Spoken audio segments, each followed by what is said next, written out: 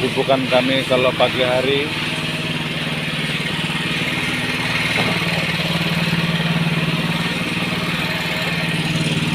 ikan kita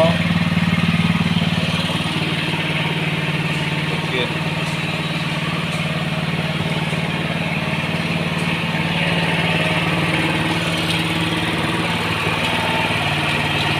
sabur penawar kita.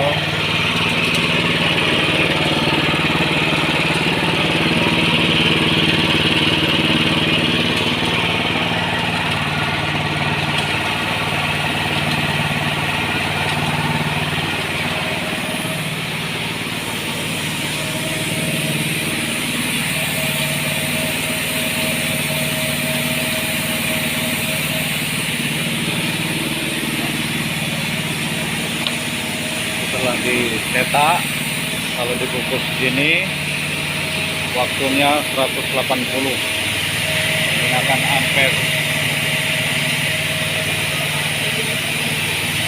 Sampai berapa? 200 jari. Saat begitu nyampe langsung kita matikan ya, melonyot ya. Nah, kita menggunakan kukusan yang sudah canggih. Oke. Nah, malam ini kami goreng. Nah, hasilnya setelah dikukus hasilnya seperti ini, matang ya, namanya matang. Nanti kita jemur. Setelah dijemur kering, lalu digoreng. Sebelum digoreng disale. Proses pembuatan kerupuk. Nah, digoreng. Malam hari ini goreng.